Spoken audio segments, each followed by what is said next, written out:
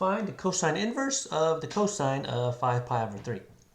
All right, so we have a composite function, and we actually have a cosine and its cosine inverse, right? So the function, the composite function with its inverse, right? And there's a property for this, right? We know that f inverse of f of x, right? That should just equal x, okay? The argument here. And of course it does go both ways, right? So f dot f inverse of x should just equal x. So you're looking at this guy and saying, oh yeah, two functions, one is the inverse of the other, so my answer here should just be 5 pi over 3. And you got to be careful with that though, right? We always have to investigate, right, the domain and range because we are dealing with trig functions here, okay?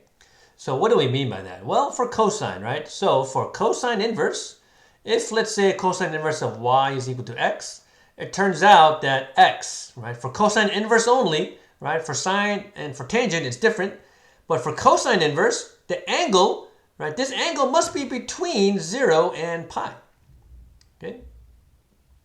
So let's take a look here, right? 5 pi over 3, of course, that is greater than pi, okay? So does that mean we just don't give an answer, say there's no solution here? Well, the way to approach this is to look at it in terms of the inner function, then the outer function. We want to do this in steps, okay? Well, what's the inner function here, right? Well, cosine of 5 pi over 3, and well, actually, we can answer that question, right? We know what the cosine of 5 pi over 3 is, right? The cosine of 5 pi over 3 is 1/2. Okay? So basically then, we're just going to replace this with 1/2. So what's the next step here? What is the cosine inverse of 1/2? Okay? Now, we know that cosine is equal to 1/2 at two locations, right? Cosine is equal to 1/2 at pi over 3 and also at 5 pi over 3. Can we give both answers though? Well, we can't, right? Because otherwise it would not be a function.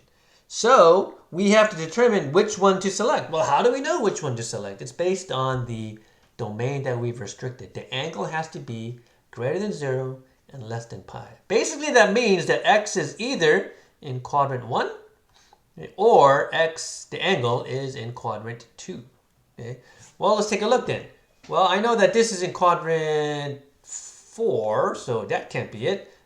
Wait, pi over 3, that's in quadrant 1, right? So there we go, right? This answer is going to be pi over 3.